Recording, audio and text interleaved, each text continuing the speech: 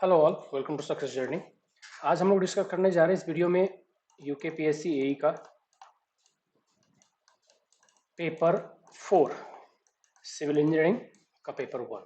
ठीक है, जो कि 25 अप्रैल 2022 को हुआ था। ठीक है, तो चलिए पेपर 1 है ये, डिस्कस करते हैं क्वेश्चन को थोड़ा डिटेल में, ताकि आप लोग आने वाले एग्जाम्स के लिए भी प्रिपेयर हो सको और डिटेल सॉल्यूशन भी देखेंगे। तो चलिए स्टार्ट करते हैं। पहला क्वेश्चन है, in under reamed pile construction generally the ratio of shaft dia to bulb dia. Under reamed pile का एक और क्वेश्चन बहुत ही फेमस है कि कब यूज करते हैं, तो इसको यूज करते हैं हम एक्सपेंसिव सॉइल में। एक्सपेंसिव सॉइल जैसे कि ब्लैक कॉटन सॉइल है तो वहां पर हम यूज करते हैं अंडर रिम्ड पाइल। ये कैसे अलग होता है, इसके अंदर ऐसे बल्ब होते हैं, एक बल्ब दो बल्ब भी हो सकते हैं, इस तरह से डबल बल्ब का भी, इसको बोलते हैं अंडर रिम्ड पाइप। ठीक है, तो इसमें क्या पूछा है कि generally the ratio of shaft dia, shaft portion कहते हैं इसको, तो इसके डायमीटर और बल्ब के डायमीटर में कितने का रेशियो होता है। तो देखिए, इसके लिए हम चलते हैं एक आईएस कोड पे, IS 2911। ये है IS 2911, IS 2911 पार्ट 3 का क्लॉज है, जो कि डाया का रेशियो के बारे में डिस्कस करता है। कह रहे the dia of under reamed pile bulb may vary from 2 to 3 times of the stem dia. तो स्टीम की डाया से 2 to 3 टाइम्स वेरी कर सकता है, depending upon the feasibility of construction and design requirements in bored cast in situ. जितने भी under reamed pile होते हैं वो सब कास्ट इन सीटू ही होते हैं, और कैसे होते हैं, बोर्ड होते हैं, कोई भी ड्रिवन नहीं होता, क्योंकि इसको हम ड्राइव हैमरिंग नहीं कर सकते। तो उस केस में कह रहा है कि bored cast in situ pile है under pile, the bulb dia shall normally 2.5 times. ठीक है, तो अगर cast in situ bored pile है तो इसकी डायमीटर का रेशियो क्या होगा, इन दोनों का रेशियो 2.5 टाइम्स, मतलब जो बल्ब का डायमीटर होगा वो 2.5 टाइम्स ज्यादा होगा किसके, स्टीम के डायमीटर से। बस यही था क्वेश्चन। तो क्वेश्चन में कौन सा आंसर हो जाएगा, question option C, the predominant mineral responsible for shrinkage and swelling and black cotton soil. हम जानते हैं कि क्ले मिनरल्स तीन होते हैं, इलाइट, केओलिनाइट और मोन्ट मोनोलाइट। तो ये मोन्ट मोनोलाइट जो होता है ये सबसे ज्यादा प्रेजेंट होता है किसमें, ब्लैक कॉटन सॉइल में, और सबसे ज्यादा जो स्वेलिंग और श्रिंकेज की प्रॉपर्टी होती है वो इसी की वजह से होती है। Soil has liquid limit of 35%, plastic limit किया हुआ है, तो कह रहे प्लास्टिसिटी इंडेक्स दिया हुआ है, आईपी दिया हुआ है, प्लास्टिक लिमिट कह रहा है, तो आईपी इज इक्वल टू क्या होता है, WL minus WP, liquid limit minus plastic limit. तो हमें क्या करना है, यहाँ पे लिक्विड लिमिट गिवन है 35%, आईपी की वैल्यू गिवन है 18%, तो हमें WP चाहिए, तो क्या करेंगे, आईपी में से माइनस कर देंगे, तो 35 माइनस 18, तो आंसर आ जाएगा 17। नेक्स्ट है N analysis of particle size distribution of soil. It is found that D10 दिया हुआ है, D30 दिया हुआ है, D60 दिया हुआ है। अब पूछा क्या है, uniformity coefficient CU is equal to क्या होता है, D60 बाई D10। ठीक है, तो 60% पास होने वाला डायामीटर डिवाइड बाई 10% पास होने वाला डायामीटर, इन दोनों का रेशियो। तो D60 कितना है यहाँ पे, D60 है 0.72, तो 0.72 डिवाइड बाई D10 कितना है 0.12। D10 को हम और क्या कहते हैं, इफेक्टिव साइज कहते हैं। इन दोनों का रेशियो जब हम फाइंड करेंगे तो ऑप्शन मिलेगा आपको, आंसर मिलेगा 6। नेक्स्ट चलते हैं, soil has a discharge velocity. Discharge velocity given है, बहुत इंपॉर्टेंट क्वेश्चन है, कई बार पूछा जाता है घुमा के। वाइड रेशियो गिवन है, सीपेज वेलोसिटी पूछा है। देखिए सीपेज वेलोसिटी क्या होता है, discharge velocity divide by porosity. Seepage velocity क्या होता है, सीपेज वेलोसिटी और डिस्चार्ज वेलोसिटी जो एक्चुअल वेलोसिटी है, सीपेज वेलोसिटी जो सीपेज के थ्रू मतलब पोर्स के थ्रू हो रहा है, इन दोनों में कोरिलेशन ये होता है एन। अब यहाँ पे तो हमें VD दिया हुआ है और वाइड रेशियो दिया हुआ है, तो यहाँ से हमें पहले एन फाइंड करना पड़ेगा। तो एन इज इक्वल टू क्या होता है, E अपॉन 1 प्लस E। तो हम E की वैल्यू यहाँ पे 0.5 डालेंगे, तो 0.5 डिवाइड बाई 1.5 हो जाएगा, 0.5 डिवाइड बाई 1.5 क्या मिलेगा, 1/3।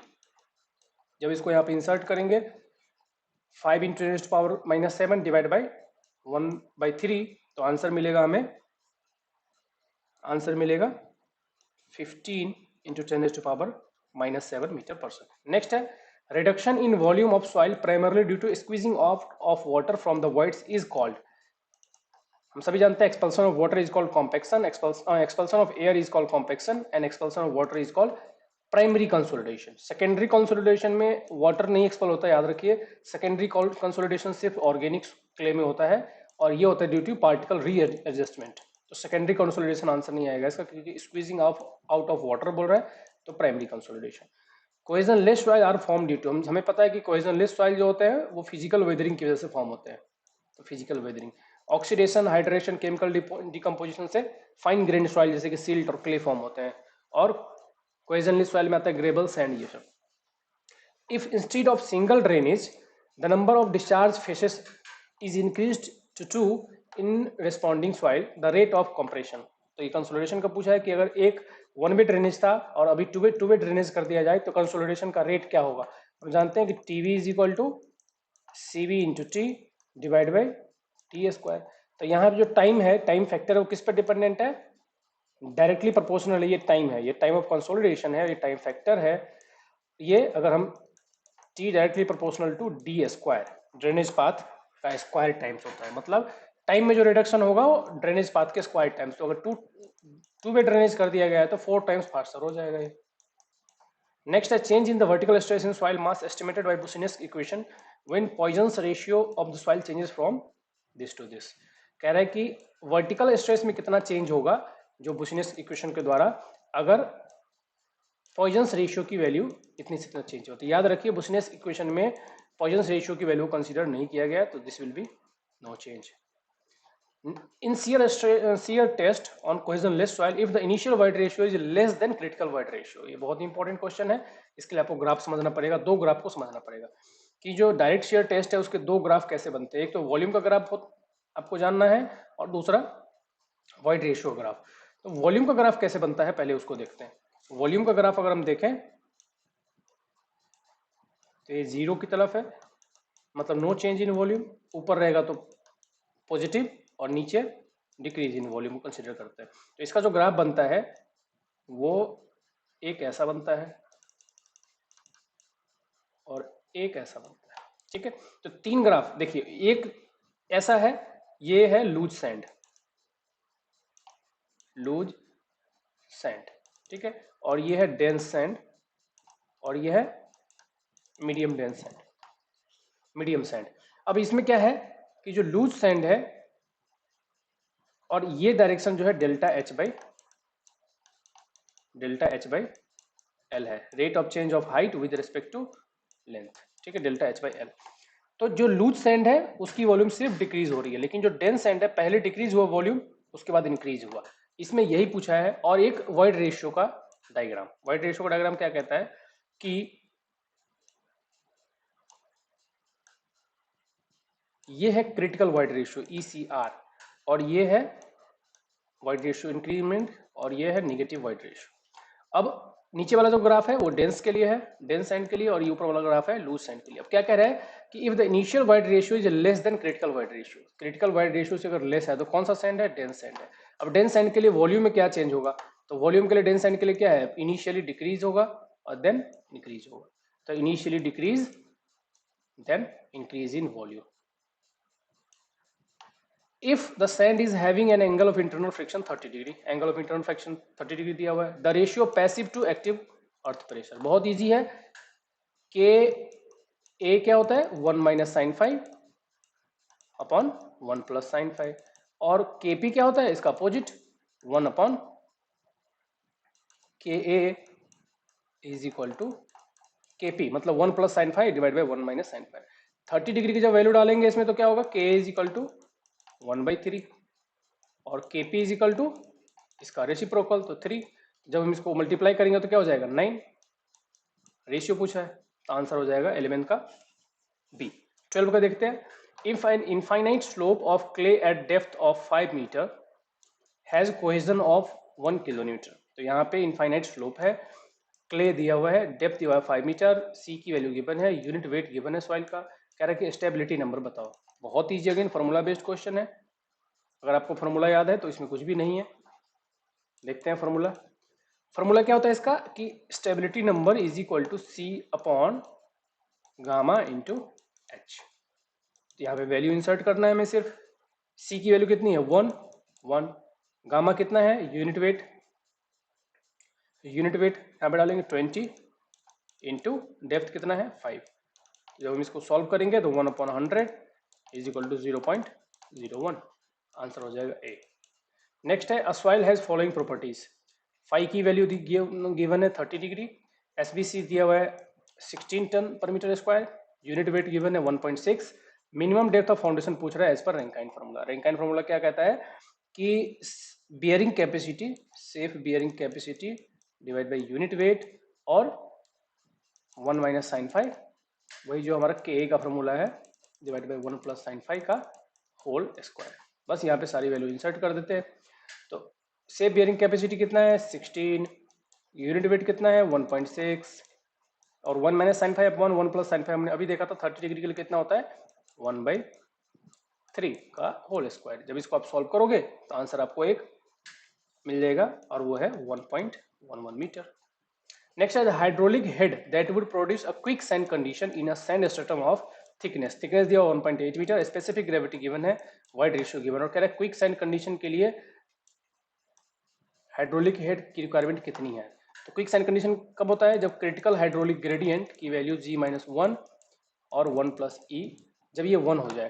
तो यहाँ पे g कितना है g 2.65 है, 2.65 से माइनस करेंगे 1 तो 1.65 हो जाएगा और 1 प्लस ई कितना है 1.65, तो इसमें 1 ऐड करेंगे तो 1.65 हो जाएगा, दोनों कट करेंगे तो आंसर आएगा 1 meter. Following are the two statements, permeability of the sand is more than clay. Obviously permeability of sand gravel इन सब का ज्यादा होता है, क्ले का सबसे कम होता है। Void ratio of sand is always more than clay, ये जरूरी नहीं है, वाइड रेशियो डिपेंडेंट ऑन कि पार्टिकल कितने डिस्टेंस पे सिचुएटेड है, लूज कंडीशन में है, डेंस कंडीशन में, उस पर डिपेंड करता है कि उसकी वाइड रेशियो क्या होगी। तो ये नेसेसरी नहीं है। तो first statement is true while second is false. Inorganic soil with low compressibility, तो चार्ट आपको याद होगा, चार्ट के ऊपर क्ले रहता है CH CI और इंटरमीडिएट और Cl और इसके नीचे सिल्ट, सिल्ट को हम डिनोट करते हैं MH MI और ML और इसके नीचे होता है ऑर्गेनिक सॉइल पीट और मक। ठीक है, कह रहा है कि इनऑर्गेनिक है, मतलब ये तो है नहीं।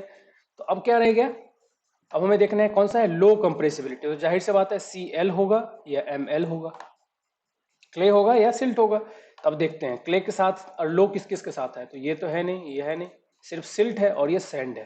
तो सैंड तो होता ही नहीं है कंप्रेसिबिलिटी, मतलब जो फाइन ग्रेन सॉइल के लिए हम ये क्लासिफिकेशन करते हैं, सैंड के लिए हम सी एनालिसिस करते हैं। तो ये गलत हो गया ऑप्शन, तो आंसर सही क्या हो जाएगा low compressible silt C. For a certain loading condition given है, a saturated clay layer undergoes 40% consolidation, यहाँ पे 40% consolidation in a period of 178 days. तो U की वैल्यू गिवन है 40% और T की वैल्यू गिवन है 178। What would be the additional time required for further 20% of the consolidation to occur, मतलब 60% पहुंचने के लिए कितना और टाइम लगेगा 178 के बाद। अगेन थोड़ा सिंपल है, इसको कैसे करना है हम लोग जानते हैं, TB का हमने फॉर्मूला भी देखा था। तो अगर हम TB इज इक्वल टू जानते हैं CB into T divide by D square होता है, यहां से हम उन सब चीजों को उठा लेंगे जो हमें जरूरत है। और अगर कंसोलिडेशन डिग्री ऑफ कंसोलिडेशन 60% से कम है तो TB इज इक्वल टू क्या होता है π/4 इंटू यू स्क्वायर, ऐसे निकालते हैं। तो यहाँ पे U की वैल्यू क्या है 40% है, तो यहाँ पे दो टाइम फैक्टर का रेशियो हम फाइंड कर लेते हैं। तो π/4 into U1 square divide by π/4 into U2 square, और ये दोनों किसके बराबर हो जाएंगे CB इंटू T1 और दोनों के लिए वो बराबर ही है divide by CB into T2 upon D square. तो जो कांस्टेंट है जो हमें यहाँ पे यूज करना है सिर्फ उसी को रखेंगे, बाकी सबको एलिमिनेट कर देंगे। तो यहाँ पे हमें एक कंसोलिडेशन का परसेंटेज गिवन है और उसका रिलेशन हमें टाइम के साथ फाइंड करना है। तो यहाँ पे देख लीजिए रिलेशन क्या बनता है, अगर इसको हम एक्सट्रैक्ट करेंगे तो क्या बनेगा UN square divide by U2 square is equal to T1 upon T2। अगर आप ये सिर्फ कोर रिलेशन याद रखें तो भी काम हो जाएगा आपका एग्जामिनेशन में, क्योंकि बहुत बार आता है। अगर आपको नहीं याद है तो आप ऐसे फाइंड कर सकते हैं।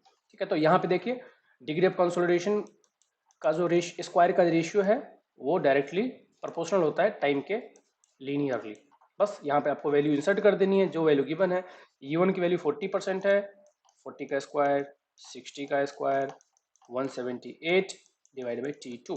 तो यहाँ से T2 जो निकला है वो टोटल टाइम निकला है फॉर 60% कंसोलिडेशन। तो T2 जो आएगा यहाँ से 400.5 डेज आएगा, ये टोटल टाइम। आपको यहाँ पूछा एडिशनल टाइम, तो 400.5 में से माइनस करना है 178। तो फाइनल टाइम जो आएगा वो आएगा 222.5 डेज। ठीक है, तो 400.5 में से 178 को माइनस करके आपको आंसर मिल जाएगा। इस तरह से आप सॉल्व कर सकते हैं। क्वेश्चन बहुत ही फ्रिक्वेंटली आता है एग्जामिनेशन में। अगर आपको रिलेशन याद है तो भी आप फाइंड कर सकते हैं, अगर आपको पूरा फॉर्मूला पता है तो वहां से भी आप ऐसे कैलकुलेट कर सकते हैं। नेक्स्ट क्वेश्चन देखते हैं। The stress taken up by the pore water in a soil mass. मैंने पीछे भी बताया आप लोगों को वीडियो में कि एक कोई स्ट्रक्चर है, ये सॉइल है, यहाँ पे कोई स्ट्रक्चर का लोड है। तो सॉइल क्या होता है, 3 फेज सिस्टम है। Soil is a 3 phase system. Soil भी होगा, वाटर भी होगा और एयर भी होगा। तो एयर तो लोड लेगा नहीं, तो लोड कौन लेगा, सॉइल प्लस वाटर। तो जो टोटल लोड है, मान लो पी स्ट्रक्चर का लोड है, वो दोनों कैरी करेंगे मिलके।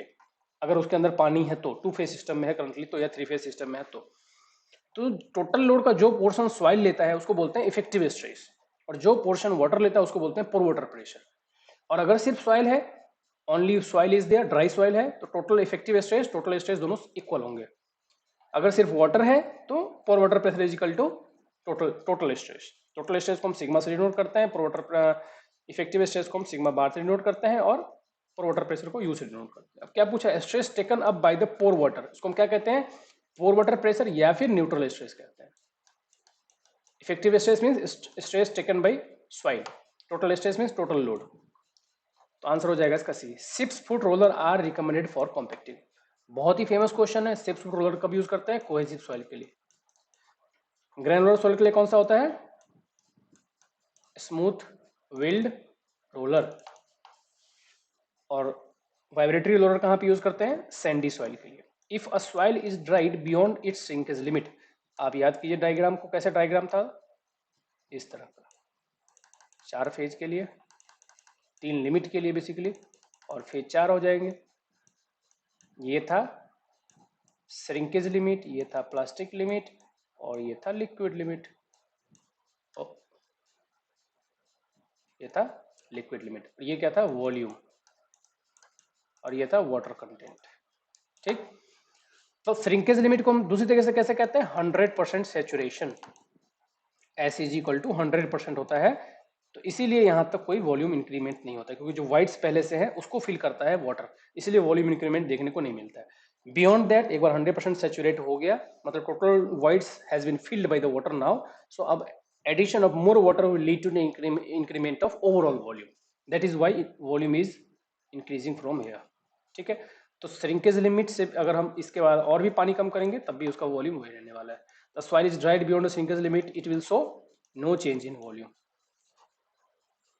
The in situ void ratio and specific gravity of soil deposit are. यहाँ पे क्या क्या गिवन है, in situ void ratio given है और स्पेसिफिक ग्रेविटी गिवन है, और क्या पूछा है, critical hydraulic gradient, same phenomena. तो 2.5 g-1 डिवाइड बाय 1 प्लस ई, तो 2.5 माइनस 1 तो 1.5, और 1 प्लस ई 1 प्लस 0.5 मतलब 1.5, तो ये आंसर हो जाएगा 1। क्वेश्चन कह रहा है given that the soil deposits, यहाँ पे सब वैल्यू दिया हुआ है, कह रहा है कि ये क्या है, ये है के नॉट की वैल्यू, जिससे हम 1 माइनस साइन 5 भी कहते हैं।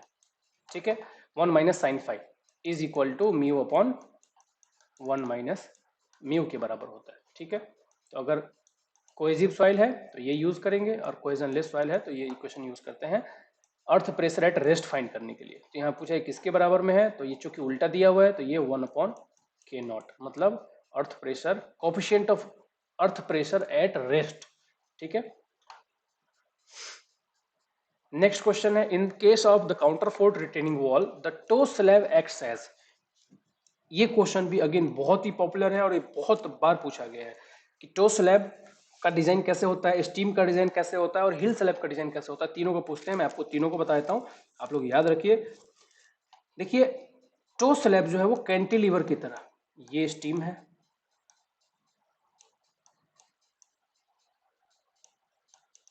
ये टो है, और ये हिल है। ठीक है, ये स्टीम। तो टो स्लैब जो है वो कैंटिलीवर की तरह डिजाइन होता है, ये एज्यूम करके कि यहाँ पे ये फिक्स सपोर्ट है और इधर कैंटिलीवर है। सिमिलरली हिल जो है, हिल ये होता है डिजाइन कंटिन्यूअस स्लैब की तरह, ये डिजाइन होता है कंटिन्यूअस स्लैब की तरह, और ये अगेन कैंटिलीवर की तरह, सॉरी ये भी कंटिन्यूअस की तरह, sorry stem is also design as continuous slab, ठीक है। तो स्टीम और हिल कंटिन्यूअस स्लैब और टो कैंटिलीवर स्लैब। तो यहाँ पे क्वेश्चन पूछा है टो का, तो cantilever slab. The pile use to transfer load through water और soft soil to a suitable bearing stratum is known as, this is the end bearing pile. End bearing pile क्या होता है कि एक पाइल है, total load जो भी structure पे है, जैसे मेट्रो का ब्रिज देखा होगा अपने, ब्रिज का लोड देखा होगा, टोटल लोड जो भी यहाँ पे आ रहा है वो हार्ड स्ट्रेटम जहाँ पे मिलेगा हमें रॉक वगैरह, वहाँ पे हम लोड ट्रांसफर करेंगे। फ्रिक्शन पाइल में क्या होता है, जब हमें रॉक स्ट्रेटम नहीं मिलता है तो हम साइड से जो फ्रिक्शन मोबिलाइज हो रहा है उसको यूज करके लोड ट्रांसफर करता है। कॉम्पैक्शन पाइल क्या होता है, जो ग्रेनुलर सॉइल है, सैंड या ग्रेबल, उसको कॉम्पैक्ट करने के लिए पाइल को हैमरिंग करके डिग करते हैं, ड्रिवन पाइल, जिससे कि रिलेटिव कॉम्पैक्शन होता है आजू बाजू में। एंकर पाइल क्या होता है, जो लेटरल फोर्स को रोकने के लिए यूज करते हैं।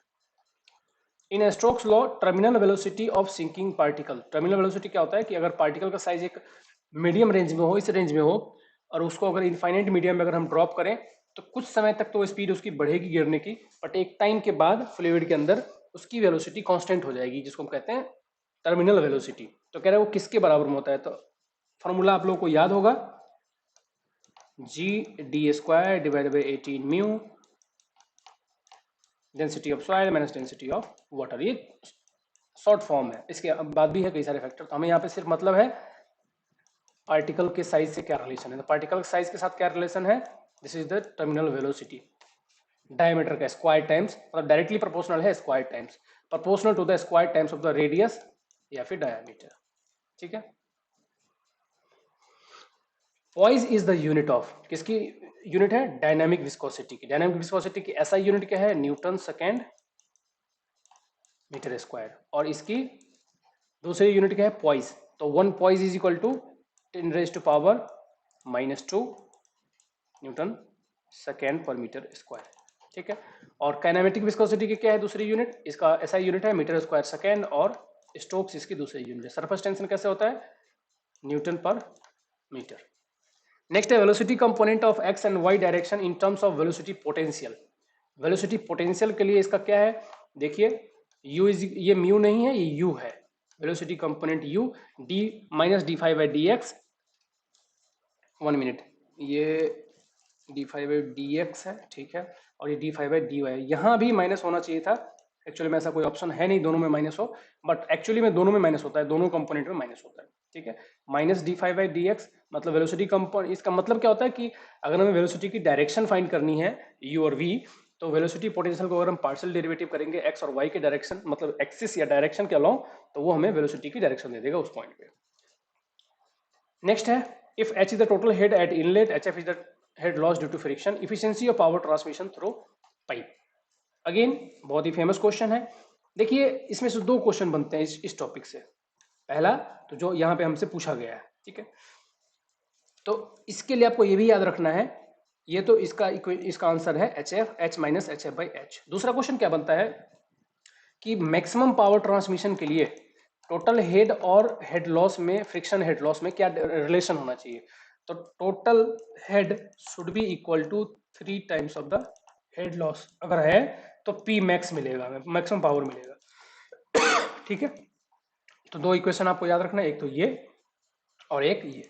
तो इफिशिएंसी ऑफ पावर ट्रांसमिशन के लिए H minus HF, total head minus head loss divide by total head, तो टोटल हेड में से जितना हेड लॉस माइनस हो गया और डिवाइड बाई टोटल हेड, तो इससे हमें इफिशिएंसी मिलती है। नेक्स्ट है cavitation in a pipe flow is caused by, cavitation क्या होता है, जहां पे जो प्रेशर है वाटर का वो वेवर प्रेशर से कम हो जाए तो वहां पे वेवराइज होने लगता है वाटर, उसको बोलते हैं कैविटेशन। तो ये जनरली लो प्रेशर में देखा, जहां पे लो प्रेशर है मतलब pressure at a point where pressure falls below the vapour pressure, उसको बोलते हैं लो प्रेशर, ठीक है। तो 29 का हो गया। 30 in a venturi meter which of the following statement is correct, venturi meter में के लिए कौन सा स्टेटमेंट सही है। वेंचुरी मीटर क्या होता है, डिस्चार्ज मेजर करने के लिए। वेंचुरी मीटर में क्या करते हैं हम, A1 V1 A2 V2 को यूज करते हैं। तो जो स्ट्रेट पाइप है पहले हम कन्वर्ज करते हैं पाइप को, डायमीटर को रिड्यूस करते हैं, फिर हम पाइप को डाइवर्ज करते हैं, फिर हम पाइप को ऐसे डाइवर्ज करते हैं और फिर ओरिजिनल डायमीटर को ले आते हैं। और हम ये देखते हैं कि रिडक्शन इन डायमीटर और रिडक्शन इन एरिया कैसे इंपैक्ट करता है डिस्चार्ज को, और इसी रिलेशन को यूज करके A1 B1 को यूज करके हम फाइंड करते हैं क्या, डिस्चार्ज। तो ये डिस्चार्ज मेजरिंग इंस्ट्रूमेंट है पहली बात। तो अब क्या कह रहा है कि इसमें जो कन्वर्जिंग, ये कन्वर्जिंग लेंथ है और ये डाइवर्जिंग लेंथ है। तो लेंथ के बारे में पूछा है, मैं आपको एंगल भी बता देता हूँ। इसका जो एंगल होता है कन्वर्जिंग का वो 20 डिग्री के आसपास होता है, 21 डिग्री के आसपास होता है। और डाइवर्जिंग एंगल जो होता है वो बहुत ही लो होता है, 5 डिग्री के आसपास, क्योंकि डाइवर्जिंग लॉस जो होता है वो ज़्यादा होता है। अगर हम हाई एंगल रखेंगे तो जो हेड लॉस होगा वो बहुत ज़्यादा होगा, तो CD की वैल्यू आपको बहुत लो मिलेगी, कोएफिशिएंट ऑफ डिस्चार्ज। तो एक्चुअल सिनेरियो यहाँ पे सिमुलेट नहीं होगा, हेड लॉस ज़्यादा होगा तो हमें एक्चुअल वैल्यू नहीं मिलेगी। इसलिए हम इसको बहुत ही कम एंगल पे रखते हैं ताकि हेड लॉस कम हो, एग्जिट लॉस कम हो। तो क्या कह रहा है कि द लेंथ, जाहिर सी बात है अगर एंगल कम है तो लेंथ बढ़ेगी। Length of diverging cone is more than converging cone. तो अब आंसर क्या हो जाएगा 30 का, 30 का आंसर हो जाएगा B. For saturated normal consolidated soil, saturated है पहली बात तो, और सॉइल कौन सा है, नॉर्मली कंसोलिडेटेड सॉइल है। Skempton pore water pressure coefficient are represented by, तो देखिए बी की वैल्यू 0 to 1 होती है। बी की वैल्यू 0 से लेके 1 के बीच में। 0 होता है कब, ड्राई कंडीशन में, 1 कब होता है, सैचुरेटेड कंडीशन में। तो ये तो फिक्स होगा कि बी की वैल्यू 1 रहने वाली है, या तो ये ऑप्शन सही है या फिर ये ऑप्शन सही है। और ए की वैल्यू जो है वो निगेटिव भी हो सकती है, अगर OCR की वैल्यू 4 से ज्यादा है तो, और पॉजिटिव भी हो सकती है अगर OCR की वैल्यू कम है तो। अब क्वेश्चन ये है कि ये होगा या ये होगा। तब इसमें सॉइल कौन सा है, नॉर्मली कंसोलिडेटेड सॉइल। तो यहाँ पे नॉर्मली कंसोलिडेटेड सॉइल है, मतलब OCR की वैल्यू कितनी है 1, OCR की वैल्यू कितनी है 1। ठीक है, तो इसके लिए आएगा ए की वैल्यू लेस देन 1। नेक्स्ट है water is flowing under constant head of 40 centimetre. यहाँ पे कांस्टेंट हेड की वैल्यू गिवन है कितना, 40 centimetre. Soil sample 20 centimetre long, 10 centimetre square इसका सेक्शनल एरिया है। क्वांटिटी जो डिस्चार्ज आ रहा है 4 मिनट में 30 सेंटीमीटर की, वो कह रहे हैं के फाइंड करो। ये बहुत ही ईजी है, कांस्टेंट हेड परमेबिलिटी टेस्ट का फॉर्मूला हम लोग सब जानते हैं, बस फॉर्मूले को यूज करना है और यहाँ पे इंसर्ट करना है। तो क्या होता है formula, K is equal to QL/AHT। ठीक है, तो यहाँ पे डिस्चार्ज हमें सभी वैल्यू पता है, डिस्चार्ज पता है 30 है, बस आपको यूनिट का खाली ध्यान रखना है। सेंटीमीटर में ही रखते हैं सबको, 30। लेंथ कितना है, तो लेंथ है 20 डिवाइड बाई एरिया कितना है, तो एरिया है 10। हेड कितना है 40, और टाइम कितना है, तो टाइम है 4 मिनट। जब इसको आप सॉल्व करोगे तो आपको एक आंसर मिलेगा, और वो है 0.375 सेंटीमीटर पर मिनट। नेक्स्ट है the equation delta H is equal to delta E divide by 1 plus, हम जानते हैं कि डेल्टा H/H जो होता है वो इसके बराबर होता है। तो ये अगर यहाँ पे लाते हैं तो ये क्या काम करता है, तो चेंज इन हेड भी कैलकुलेट कर सकते हैं, कंसोलिडेशन भी कैलकुलेट कर सकते हैं, कंप्रेशन ऑफ फील्ड भी कैलकुलेट कर सकते हैं। तो all of this is the right answer. Next, when a fluid is flowing through a pipe major loss of energy. हम जानते हैं कि मेजर लॉस क्या होता है, फ्रिक्शन का, FLV² डिवाइड बाई 2GD, ये फॉर्मूला होता है HF का। In case of flow having Mach number equal to 1, Mach number अगर 1 है फ्लो का तो वो क्या कहलाएगा, वो कहलाएगा सोनिक। अगर 1 से ज्यादा है तो सुपरसोनिक, और 1 से कम है तो हाइपरसोनिक, सॉरी सबसोनिक। हाइपरसोनिक 4 से ज्यादा के लिए। फॉर्मूला ये चेजिस का फॉर्मूला है वेलोसिटी फाइंड करने का, वही पूछा किसका फॉर्मूला है, chassis formula. What is the water is flowing through a pipe of 70 mm diameter under a gauge pressure of, gauge pressure given है, diameter given है, mean velocity given है, friction factor को कह रहे हैं neglect करो, determine the total head if the pipe is 7 meter of the bottom। अब यहाँ पे बर्नौलीज इक्वेशन यूज करना है, बाकी और कुछ नहीं है। तो हम जानते हैं P/W plus V²/2G plus Z is equal to constant. तो यहाँ पे आपको सारी इक्वेशन में यहाँ पे वैल्यू पुट कर देनी है, 50 डिवाइड बाई 10। अब यहाँ पे जो है V² तो कितना, V कितना है 2 का स्क्वायर हो जाएगा 4 divide by 2 into 9.81 plus data मेट कितना है 7। जब इसको आप कंप्लीट करोगे तो आंसर आएगा 12.3, आंसर आ जाएगा A। The equipotential line is one along which velocity potential is, equipotential line के अलोंग वेलोसिटी पोटेंशियल क्या होता है, हम जानते हैं कि कांस्टेंट रहता है। इक्विपोटेंशियल लाइन का ही मीनिंग है कि उस लाइन पे वाटर की पोटेंशियल जो है वो एनर्जी जो है वो इक्वल रहेगी, इसलिए इसका नाम है इक्विपोटेंशियल लाइन, कि पोटेंशियल जो है ताकत जो है वाटर की वो बराबर है। The type of flow in which velocity at a given point does not change with respect to space. Space बोल दिया तो uniform, with respect to point बोलता, और विद रिस्पेक्ट टू टाइम बोलता, टाइम के साथ चेंज नहीं हो रहा है एक पॉइंट पे तो होता है स्टेडी फ्लो। तो स्पेस बोला है तो यहाँ पे यूनिफॉर्म फ्लो होगा। Determine the viscosity of liquid having kinematic viscosity. Kinematic viscosity दिया हुआ है स्ट्रोक्स में, द स्पेसिफिक ग्रेविटी गिवन है। तो देखिए काइनेमेटिक विस्कोसिटी पहले स्ट्रोक से चेंज करना है हमें, तो स्ट्रोक्स को चेंज करने के लिए 10⁻⁻⁴ से डिवाइड कर देंगे तो कन्वर्ट हो जाएगा मीटर स्क्वायर सेकेंड में। ठीक है, अब एक बार हमने इसको कन्वर्ट कर लिया इस यूनिट में, ऐसा यूनिट में, तो डायनामिक विस्कोसिटी और काइनेमेटिक विस्कोसिटी में क्या रिलेशन होता है ये हम जानते हैं। काइनेमेटिक विस्कोसिटी को हम न्यू से रिप्रेजेंट करते हैं, nu is equal to mu divide by rho. बस इसको हमें यूज कर लेना है यहाँ पे, इसको हमें यूज करके यहाँ पे इक्वेशन में डिवाइड कर देना है। देखिए करते हैं इसको, तो इसको आप करते जाइए। 6 स्ट्रोक है तो यहाँ पे 6 × 10⁻⁻⁴ इंटू इसको यहाँ से मल्टीप्लाई कर देते हैं तो कितना है रो 1.9। तो ये क्या है स्पेसिफिक ग्रेविटी, मल्टीप्लाई करेंगे हम वाटर की डेंसिटी से तो हो जाएगा 1900 इज इक्वल टू, जब इसको हम सॉल्व करेंगे तो ये आएगा 114 इंटू 10⁻⁻² न्यूटन सेकेंड पर मीटर स्क्वायर में आएगा। और हमें किस में चाहिए, पॉइज में चाहिए। पॉइज के लिए अगेन क्या करना पड़ेगा, हमें इसको पॉइज में कन्वर्ट कर 10 से मल्टीप्लाई करना पड़ेगा तो 10⁻1 हो जाएगा, -1 हो जाएगा। ठीक है, तो -1 हो जाएगा मतलब एक डॉट यहाँ आ जाएगा। ठीक है, तो 11.4 मतलब आंसर हो जाएगा सी। नेक्स्ट क्वेश्चन पे चलते हैं।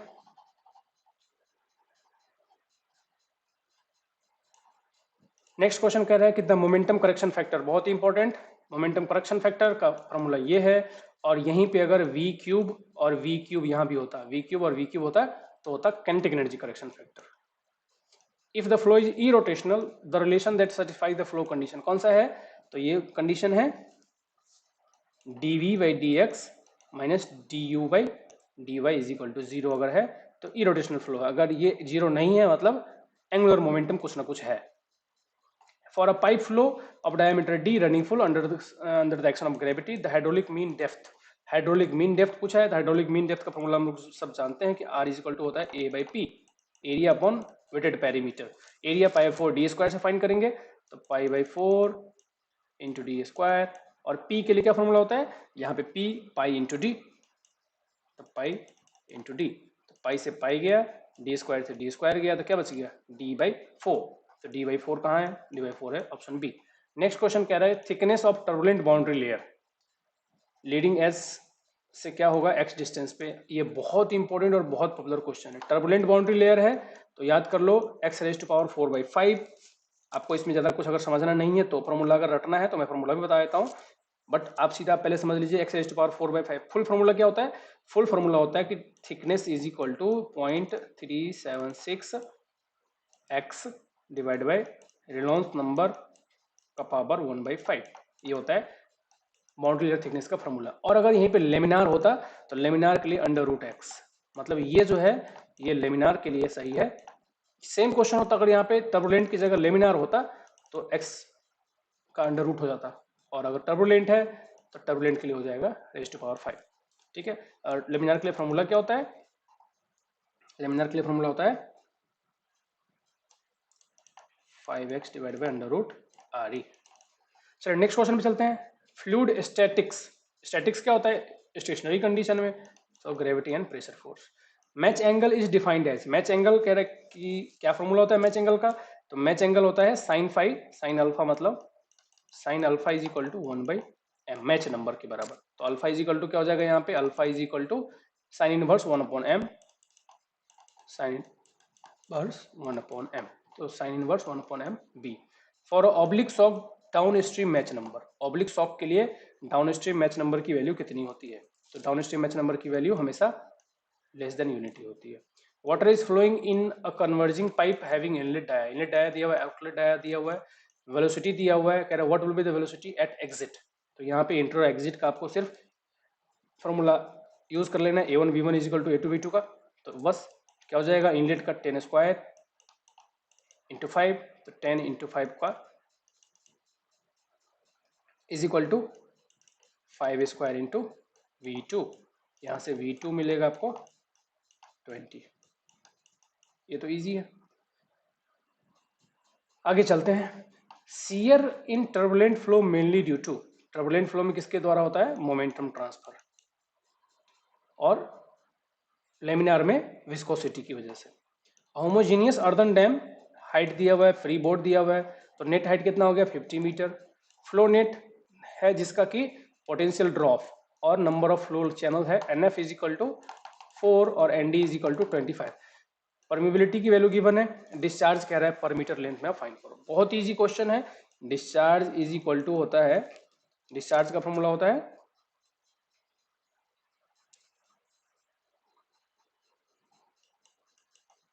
K into H into NF upon ND। बस यहाँ पे इंसर्ट कर देने, K की वैल्यू पता है, H की वैल्यू पता है, NF और ND सबकी वैल्यू पता है। ठीक है, तो चलिए इसको इंसर्ट करते हैं। K की value 3 into 10 to power -6 into 50 into NF, तो NF कितना है? 4 और ND कितना है? 25। तो इसको सॉल्व करेंगे तो 24 इंटू 10 टू पावर -6 आएगा। ठीक है, तो आंसर हो जाएगा 50 का B। नेक्स्ट क्वेश्चन चलते हैं। For a floating object stable equilibrium के लिए मीटा सेंटर की लोकेशन क्या होनी चाहिए? Above the centre of gravity. अगर at the centre of gravity है तो इक्विलिब्रियम कंडीशन में है, बिलो है तो अनस्टेबल कंडीशन है। सिमिलरली अगर सबमर्ज्ड है तो सबमर्ज्ड के लिए आएगा centre of pressure. Centre of pressure का कंडीशन भी सेम वही होगा जो मीटा सेंटर का है। सेंटर ऑफ प्रेशर अगर ऊपर है सेंटर ऑफ ग्रेविटी से तो स्टेबल है सबमर्ज्ड कंडीशन में, अगर सेम पे है तो इक्विलिब्रियम में है, और नीचे है तो instable. Kaplan and Francis turbine, हम सभी जानते हैं कि ये फ्रांसिस जो है वो मीडियम हेड टर्बाइन है और कैप्लान जो है वो लो हेड टर्बाइन है। लो हेड कब बोलते हैं? हेड का देखिए आपको याद रखना है। हाई हेड क्या होता है? 250 मीटर से ज्यादा, जैसे कि हम पेल्टन व्हील यूज करते हैं। मीडियम हेड का मीन्स क्या है? 60 टू 250, ये हो गया मीडियम हेड। इसमें हम फ्रांसिस यूज करते हैं, फ्रांसिस। और अगर लेस देन 60 मीटर हेड है तो कैप्लान प्रोपेलर यूज होता है, कैप्लान एंड प्रोपेलर। और ये है लो हेड टर्बाइन। तो क्या कह रहे हैं? कैप्लान में हेड जो है वो लो है और डिस्चार्ज होगा बहुत हाई, तो 52 का डी हो जाएगा। नेक्स्ट है hydraulic jump occurs when super critical flow merge होता है जब सब क्रिटिकल फ्लो के साथ। मतलब फ्राउड नंबर की वैल्यू 1 से ज्यादा हो तो सुपर क्रिटिकल है, 1 से कम है तो सब critical. Velocity distribution profile for laminar flow between parallel plates, तो पैरेलल प्लेट्स है और लेमिनार फ्लो है, तो उस केस में वेलोसिटी डिस्ट्रीब्यूशन कैसा होगा? पैराबोलिक होता है। कैसे? इसका इक्वेशन अगर हम देखें तो इक्वेशन होता है इसका v is equal to 1/2 mu minus del P by del X B Y minus Y square. तो डेप्थ के साथ इसे क्या कोरिलेशन है? वाई स्क्वायर का। इसीलिए इसका प्रोफाइल अगर आप देखोगे तो कुछ ऐसा बनता है, maximum velocity at centre. Next चलते हैं 55th पे। द इफेक्टिव लेंथ होगी स्पिलवे के लिए फॉर्मूला पूछा है। फॉर्मूला हम सब जानते हैं कि डायरेक्ट फॉर्मूला है, तो इफेक्टिव लेंथ का फॉर्मूला ये आपको बुक में, किसी भी बुक में मिल जाएगा, ये तो सिंपल है। चलिए 56 देखते हैं। 56 क्या कहता है? The multipurpose Nagarjuna Sagar dam किस रिवर पे है? अगेन ये बहुत इजी क्वेश्चन है, कृष्णा रिवर पे है और ये मैसनरी डैम है। ये बहुत कॉमन है, मैसनरी डैम है, कृष्णा रिवर पे है। नेक्स्ट है the maximum height of a low gravity dam elementary profile made of the concrete relative density given है 2.4, सेफ अलाउबल स्ट्रेस फाउंडेशन दिया हुआ 3.7 megapascal without considering uplift force. अब कह रहा है कि यहाँ पे मैक्सिमम हाइट कितना हो सकता है वो फाइंड करो। तो मैक्सिमम हाइट के लिए आपको फॉर्मूला यहाँ पे देखिए, यहाँ पे दो चीज याद रखनी है। एक तो दिया without considering uplift force, uplift force को कंसीडर नहीं करना है, और एलिमेंट्री प्रोफाइल मतलब एलिमेंट्री प्रोफाइल के आधार पे ही फाइंड करनी है। मतलब एक जो ट्रायंगल है वही शेप का। तो यहाँ पे एच मैक्स की वैल्यू कैसे फाइंड करते हैं? F upon gamma W into G plus 1 वाले फॉर्मूले से। बस यहाँ पे आपको 3.67 दिया हुआ है अलाउबल स्ट्रेस, तो 3.67 वैल्यू ये सब यहाँ पे इंसर्ट कर देते हैं। 3.67 इंटू ये मेगा पास्कल में है और आंसर चाहिए हमें मीटर में, तो न्यूटन पर mm स्क्वायर को हमें चेंज करना पड़ेगा, तो इंटू 10⁻³ कर देते हैं, डिवाइड बाई गामा डब्ल्यू कितना, अगर कुछ भी नहीं है तो 9.81 लेंगे, इंटू जी प्लस 1, तो जी कितना है 2.4, तो ये हो जाएगा 3.4। जब इसको आप सॉल्व करोगे तो 107.9 आएगा। 107.5 है तो ये हो जाएगा answer. If y1 y2 are the depth of flow before and after hydraulic jump in rectangular channel, then the loss of energy, बहुत ही easy क्वेश्चन है, y2 माइनस y1 का होल क्यूब डिवाइड बाय, इससे हम loss of energy find करते हैं। Next है silt ejector is provided on. Silt ejector कहाँ पे होता है? एक बार जो कैनाल में एंटर कर गया उसको इजेक्ट करने के लिए सिल्ट इजेक्टर हम यूज करते हैं। ये बहुत ही इफेक्टिव होता है, सिल्ट एक्सप्लोडर से ज्यादा इफेक्टिव होता है सिल्ट इजेक्टर। तो ये होता है downstream of the head regulator. 59 का हो जाएगा answer. In the canal some distance downstream to the canal head regulator. Khosla theory of independent variable is applicable to structure found on. कौन से? Sandy soil पे के लिए applicable है, alluvial soil के लिए, बेसिकली एलुवियल सॉइल के लिए। A core wall is provided in, किसमें होता है? अर्दन डैम में। अ 2 किलोमीटर लॉन्ग पाइप, लेंथ दिया हुआ है, डायमीटर दिया हुआ है, 2 रिजर्वायर कनेक्शन है। Difference between the water level in the reservoir, दोनों रिजर्वायर के बीच में 8 मीटर का डिफरेंस है। डार्सी वेबेक फैक्टर, फ्रिक्शन फैक्टर जो है वो इतना दिया हुआ है। Accounting for frictional entry and exit loss, friction entry और एग्जिट तीनों का लॉस अकाउंट करना है। वेलोसिटी क्या होगा पाइप में? अगेन यहाँ पे तीनों ही लॉस को अकाउंट करके तीनों लॉस को ऐड कर देना। F L V square upon 2 GT हो गया इसका, F L V square by 2 GT हो गया इसका। एंट्री का हो गया 0.5 वी स्क्वायर बाई 2G और एग्जिट का हो गया वी स्क्वायर बाई 2G। इन तीनों को फाइंड करके और एडिशनली ऐड कर देना है अपने को, आंसर मिल जाएगा। तो आंसर इसका आएगा सबको ऐड करने के बाद 0.63। Euler's number is defined as, Euler's number किस किस का रेशियो? देखिए सभी नंबर का रेशियो आपको याद होना चाहिए, बहुत बार पूछते हैं। सभी के न्यूमिनेटर में तो इनर्शिया फोर्स ही होता है, सिर्फ डिनोमिनेटर में आपको चेंज मिलेगा, तो आपको याद रखना है ये होगा inertia force by pressure force.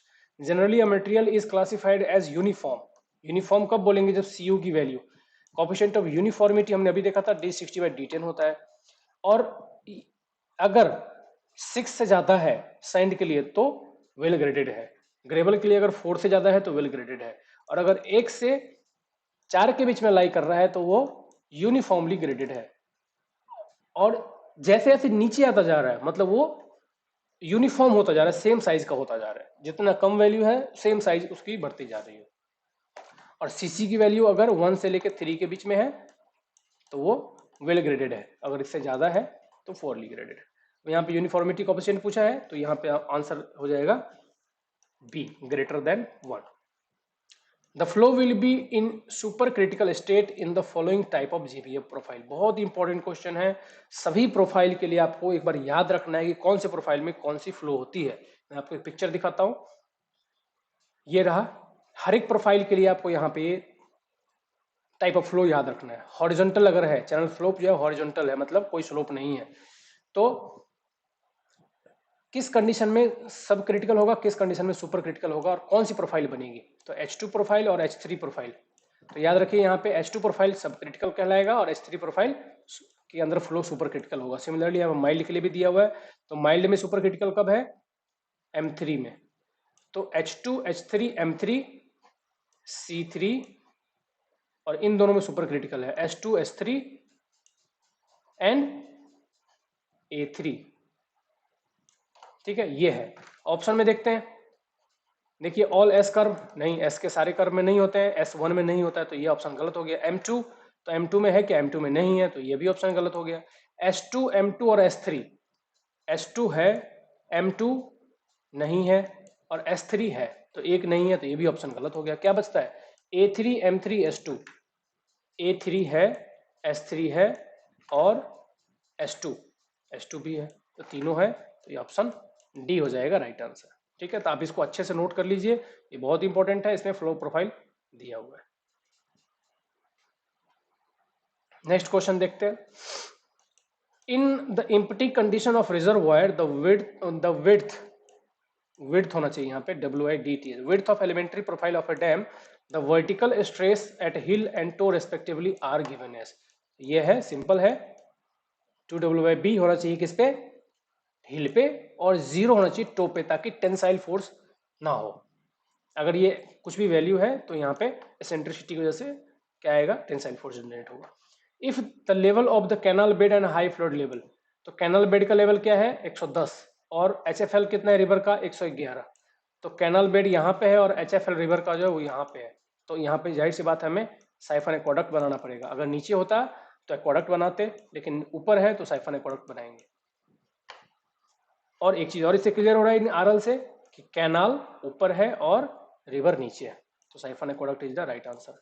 Next question, at a certain point in a floor in a weir the uplift pressure head due to seepage is 3.75 metre. If the relative density of concrete दिया हुआ है, minimum thickness of floor required. Again same question जो हमने पहले discuss किया था उसी तरीके से उसको बनाना है हमें. तो T इज इक्वल टू हो जाएगा H अपॉन G माइनस 1, हमने अभी देखा था.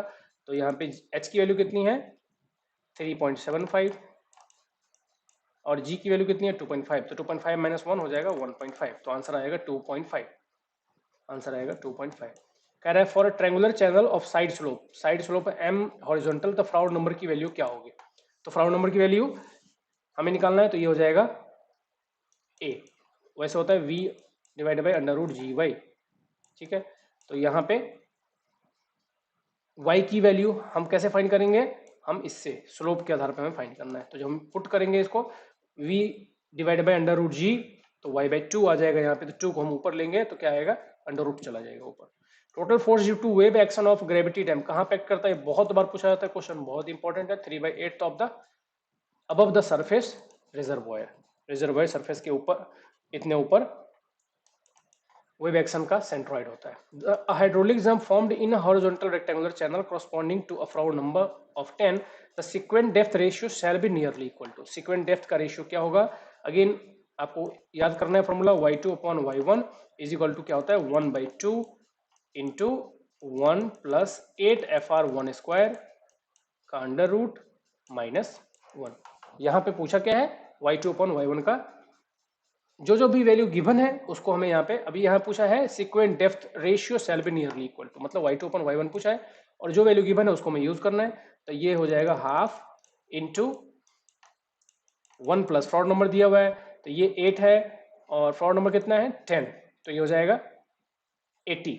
ठीक है, 8 इंटू 10 हो जाएगा 80, तो 80 का स्क्वायर माइनस 1.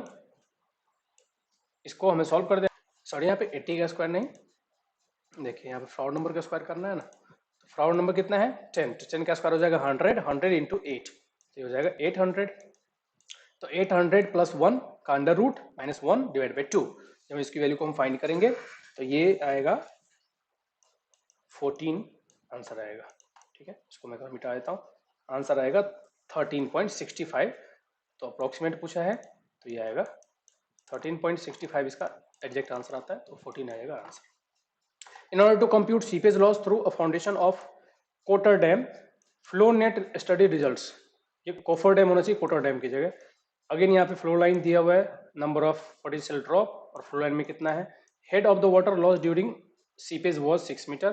के की वैल्यू गिवन है, seepage loss per head per metre of the dam per minute. Again वहाँ पे यहाँ पे भी वही सेम फॉर्मूला यूज करना है जो हमने पीछे यूज किया था. Discharge is equal to KH into NF upon ND. सारी वैल्यूज यहाँ पे इंसर्ट कर दीजिए. 4 इंटू 10⁻⁵ इंटू 6 अपॉन 60. ठीक है, तो यहाँ से आंसर मिलेगा आपको एक 9 into 10⁻⁵ metre cube per minute. ठीक है, तो आंसर सी आपको आंसर मिलेगा यहाँ पे. In a unit hydrograph the magnitude of effective rainfall कितना होता है, ये हम सभी जानते हैं. पर यूनिट रेनफॉल एक्सेस के लिए इफेक्टिव रेनफॉल को बोलते हैं रेनफॉल एक्सेस, जितने की जो जितना भी बारिश हुआ वो पूरा रन ऑफ में कन्वर्ट हो गया. डार्सी-वेइबक फैक्टर कैसे रिलेटेड है मैनिंग्स कांस्टेंट m से और चेजिस कांस्टेंट से भी कई बार क्वेश्चन पूछते हैं. दोनों में फॉर्मूला बताता हूं आपको, दोनों में क्या कोरिलेशन है. तो अगर मैनिंग्स कांस्टेंट्स है तो ये फॉर्मूला आएगा F is equal to R⁻⁴ 8Cn square. और यही अगर पूछा होता है चेजिस के साथ तो वो होता है 8G/C स्क्वायर. 8G/C square. ठीक है, नेक्स्ट क्वेश्चन है the rise in the maximum flood level upstream of weir cause due to the contraction of the weir across the river is called. इसको क्या बोलते हैं, अफ्लक्स बोलते हैं. कि अगर रिवर की विड्थ को हम आगे कॉन्ट्रैक्ट कर रहे हैं तो इसकी वजह से जो राइज होगा यहाँ पे इसलिए इन लेवल में उसको क्या कहेंगे, अफ्लक्स कहेंगे. In a circular channel the ratio of maximum discharge to pipe full discharge is about कितना होता है 0.94 0.91 होता है basically. Following are the shortcoming of Kennedy theory. Kennedy theory का क्या क्या शॉर्ट कमिंग था, हम सभी जानते हैं कि दोनों ही शॉर्ट कमिंग था जो यहाँ पे इंपॉर्टेंट, तो ये भी नेग्लेक्ट किया था और ये भी नेग्लेक्ट किया था. तो बोथ A एंड B आएगा आंसर. नेक्स्ट है presence of tail water in gravity dam, gravity dam में टेल वाटर की प्रेजेंस से क्या होता है, तो ये होता है प्रिंसिपल स्ट्रेस में इंक्रीज होता है, लेकिन शियर स्ट्रेस में सॉरी इंक्रीज नहीं होता, दोनों ही डिक्रीज होते हैं, ये दोनों डिक्रीज होते हैं, decrease in principle stress and decrease in shear stress, अगर टेल वाटर है तो, इसलिए टेल वाटर का होना ज्यादा जरूरी होता है, उससे शियर स्ट्रेस कम आता है, तो आंसर हो जाएगा D. If D is the depth of upstream pile the horizontal length of launching apron, launching apron का लेंथ कितना होता है 1.5 स्क्वायर डेप्थ के बराबर है, स्क्वायर डेप्थ यहाँ पे डेप्थ ऑफ अपस्ट्रीम पाइल होता है। Garrett diagram are based on, Garrett diagram सभी जानते हैं कैनेडी थियरी के लिए है, और ये भी पूछा जाता है कई बार कि गैरेट डायग्राम में क्या है, ताकि कॉम्प्लिकेशंस को कम किया जाए उसके लिए गैरेट डायग्राम है, ताकि आपको बार बार ट्रायल एंड एरर से चेक ना करना पड़े कि जो वेलोसिटी है वो क्रिटिकल वेलोसिटी के पास आ रहा है कि नहीं आ रहा है, क्रिटिकल वेलोसिटी के पास आ रहा है कि नहीं आ रहा है, क्योंकि ट्रायल एंड एरर प्रोसेस होता है, तो उसके लिए गैरेट डायग्राम है। गैरेट डायग्राम में क्या क्या है ये कई बार पूछा जाता है, तो एक्स एक्सिस पे डिस्चार्ज होता है एक्स पे, और वाई के दो एक्सिस होते हैं प्राइमरी और सेकेंडरी, तो प्राइमरी पे क्या होता है डेप्थ ऑफ वाटर, और सेकेंडरी पे क्रिटिकल वेलोसिटी, ताकि आप आसानी से मैच कर सको कि for given discharge what is the value of depth and what is the value of critical velocity, इसको बोलते हैं, ये है गैरेट डायग्राम, तो ये भी पूछते हैं कई बार। नेक्स्ट है in critical depth of flow in most economical triangular channel section for discharge of 1 metre cube per second given by, तो क्रिटिकल डेप्थ है मोस्ट इकोनॉमिकल ट्रायंगुलर चैनल है, ट्रायंगुलर के लिए पूछा है, तो हमें यहाँ पे ट्रायंगुलर का फॉर्मूला लगाना है A square by G is equal to A Q by T, ये वाला फॉर्मूला होता है जिससे हमें यूज करना होता है किसी भी शेप के लिए। अगर हम इसको कन्वर्ट करेंगे ट्रायंगुलर के लिए, ट्रायंगल के लिए क्या हो जाएगा, ट्रायंगल के लिए हो जाएगा y c is equal to 2q square divide by g z का पावर 1/5। जब यहाँ पे आप सारी वैल्यूज डालोगे तो क्या आएगा, ये आएगा 2, यहाँ पे q की वैल्यू 1 है तो 1 डिवाइड बाई z की वैल्यू मतलब g, तो g 9.81, z की वैल्यू 1 है का पावर 1/5, तो आंसर आएगा 81 का, मतलब यही पूछा है तो ये यहाँ पे आ जाएगा। नेक्स्ट क्वेश्चन में चलते हैं 82, इन a 2 metre wide rectangular channel uniform flow occurs, uniform flow के लिए डेप्थ दिया हुआ है, वेलोसिटी ऑफ फ्लो, ये बहुत अच्छा क्वेश्चन है, विड्थ गिवन है, डेप्थ गिवन है, वेलोसिटी गिवन है, कह रहा है हाइट ऑफ हम्प, जिससे कि विदाउट कॉजिंग एनी अफ्लक्स, कोई भी इंक्रीमेंट नहीं होना चाहिए लेवल में अपस्ट्रीम में, तो वो कौन सा हाइट होगा हम्प का, ये बहुत अच्छा क्वेश्चन है, इसको सॉल्व करते हैं हम लोग। इसको देखो सॉल्व करना है तो सबसे आसान क्या है, तो यहाँ पे हमें दो एनर्जी को इक्वेट करना है। देखो मैक्सिमम हाइट जो हम्प के द्वारा इंक्रीज होगा वो कैसे हम फाइंड करते हैं, दो एनर्जी को माइनस कर लेते हैं, E1 minus EC, critical energy और एक जो एक्चुअल एनर्जी है वो, इन दोनों को माइनस करते हैं, और ये जो भी आता है ये अगर जीरो है मतलब ये अगर जीरो हो रहा है मतलब कोई हाइट इंक्रीज नहीं होगा, मतलब दोनों एनर्जी इक्वल है, क्रिटिकल पे ही चल रहा है। तो पहले हम E1 फाइंड कर लेते हैं, E1 क्या होता है y plus V1 y v square divide by 2g, y यहाँ पे 2 है और v स्क्वायर, तो v स्क्वायर करेंगे इसका तो क्या होगा 2g डिवाइड बाई 2g, तो क्या हो जाएगा 1, तो 2 प्लस 1 क्या हो जाएगा 3, और अगर EC भी आप फाइंड करोगे इसका तो ये भी 3 आएगा, तो 3 माइनस 3 क्या हो जाएगा यहाँ पे 0, तो यहाँ पे 0, इसलिए आंसर आएगा कि the height of hump which can be raised without causing a flux, तो यहाँ पे कोई भी जो भी डिफरेंस होता, अगर मान लो कुछ डिफरेंस आता तो उतना हाइट हमें हम्प का बनाना पड़ता ताकि कोई भी अफ्लक्स इंक्रीज ना हो, कोई अफ्लक्स नहीं हो अपस्ट्रीम साइड में, तो यहाँ पे दोनों की वैल्यू सेम है E1 की और EC की, इसलिए आएगा 0। नेक्स्ट है hydraulic gradient line, hydraulic gradient line क्या होता है, datum head plus P/W plus Z की वैल्यू, इसको बोलते हैं हम हाइड्रोलिक हेड। अब देखो it always above centre line नहीं, अगर जहाँ पे साइफोनिक एक्शन है वहां पे नीचे भी जाता है, never above energy grade line, बिल्कुल सही, क्योंकि एनर्जी ग्रेड लाइन क्या होता है इसके plus v square by 2g, तो इसमें कुछ ना कुछ प्लस ही होगा हमेशा, तो ये हमेशा ऊपर ही रहेगा उसके, always sloping down to direction of flow नहीं, तो ऑप्शन हो जाएगा इसका 83 का सही आंसर हो जाएगा B, never above the energy grade line. Next पे चलते हैं, a canal is flowing with the discharge, discharge value given है, लेसिस सिल फैक्टर गिवन है, बेड स्लोप पूछा है, अगेन बेड स्लोप के लिए फॉर्मूला आपको पता है, बेड स्लोप का फॉर्मूला यहाँ पे अप्लाई कर देना है, 84 क्या होता है, bed slope is equal to f raise to power 5/3, f raise to power 5/3 divide by 3340 into q raise to power 1/6, आपको यहाँ पे सारी वैल्यूज गिवन है, जब इसको आप इक्वेट करोगे तो ये आएगा answer. V shaped valley having the strong side hill, which type of dam is most suited, देखिए तीनों टाइप का आर्च डैम है, आर्च डैम होता तो आपके लिए काम आसान हो जाता, लेकिन ये तीनों ही आर्च डैम ही है। तो मैं आपको तीनों के बारे में बताया था। कांस्टेंट रेडियस कब यूज करते हैं? कांस्टेंट रेडियस में सेम रेडियस का ऊपर से नीचे थ्रो आउट होता है, उसको बोलते हैं कांस्टेंट रेडियस। वेरिएबल रेडियस में रेडियस वेरी करता है, तो सब इससे सुपीरियर है ये और इससे भी सुपीरियर है ये, ठीक है। तो इसको हम अगर नंबर 3 देंगे तो इसको नंबर 2 और इसको नंबर 1।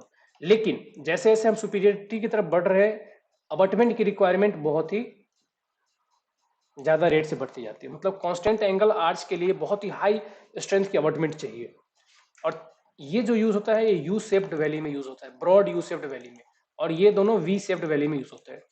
तो यहाँ पे पूछा है वी शेप्ड वैली तो ठीक है, लेकिन स्ट्रॉन्ग साइड हिल दे दिया तो यहाँ पे यही होगा, और ये बहुत ही इकोनॉमिकल होता है। इसमें अगर एंगल पूछे कि एंगल कितना होता है, तो एंगल होता है 133 डिग्री 34 मिनट, ठीक है। ये होता है कांस्टेंट एंगल में एंगल।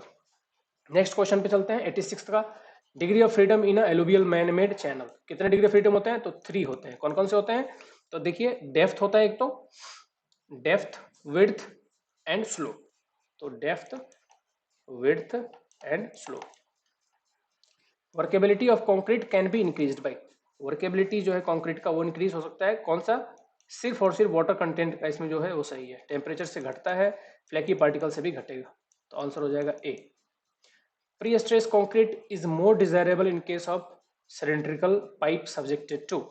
प्री स्ट्रेस कंक्रीट जो है मोर डिजायरेबल होता है अगर सिलेंड्रिकल पाइप सब्जेक्टेड टू क्या हो? तो इंटरनल फ्लूइड प्रेशर हो, क्योंकि इंटरनल फ्लूइड प्रेशर की वजह से हुप स्ट्रेस, लॉन्गिट्यूडनल स्ट्रेस और हुप स्ट्रेस, ये दोनों जनरेट होते हैं, जो कि एक टेंसल और एक कंप्रेशन एक्ट करता है। तो उसको जहाँ पे टेंशन है वहाँ पे प्री स्ट्रेस बहुत ही यूजफुल होता है, और टेंशन यहाँ पे हुप स्ट्रेस की वजह से होता है, और हुप स्ट्रेस यहाँ पे डबल होता है लॉन्गिट्यूडनल स्ट्रेस के, इसलिए इंटरनल प्रेशर फ्लूइड के लिए काफी यूजफुल है। नेक्स्ट है to control cracking in beam side face reinforcement in RCC beam is provided. S 456 का हमें क्लॉज पता है, 89 का क्या है? ये वाला क्लॉज है 456 का क्लॉज नंबर 26.5.1.3। क्या कहता है कि साइड फेस रेनफोर्समेंट हमें कब प्रोवाइड करना है? Where the depth of the wave in beam exceeds 750 mm, 750 mm answer हो जाएगा B. Next, as per IS 456 2000 to design a concrete structure, modulus of elasticity of M25। तो modulus of elasticity क्या है? 5000 into under root f c k, ये simple सा formula given है। तो under root f c के कितना है यहाँ पे? 25 का एफ सी के कितना है? तो 25 इंटू अंडर रूट, तो 5, तो 5 इंटू 5000, तो ये हो जाएगा 25,000 मेगा पास्कल आंसर। 120 में से वो 90 क्वेश्चन हमने सॉल्व कर लिया है। इसका मैं दूसरा पार्ट अपलोड करूंगा इसके बाद जस्ट बाद, उसमें आपको नेक्स्ट 90 क्वेश्चन देखने को मिलेंगे। तो मिलते हैं नेक्स्ट वीडियो में। Thank you all. वीडियो अच्छा लग रहा है आप लोगों को तो प्लीज आप लोग लाइक कर दो। मिलते हैं नेक्स्ट वीडियो में। थैंक यू ऑल, और चैनल को सब्सक्राइब कर लो। Thank you.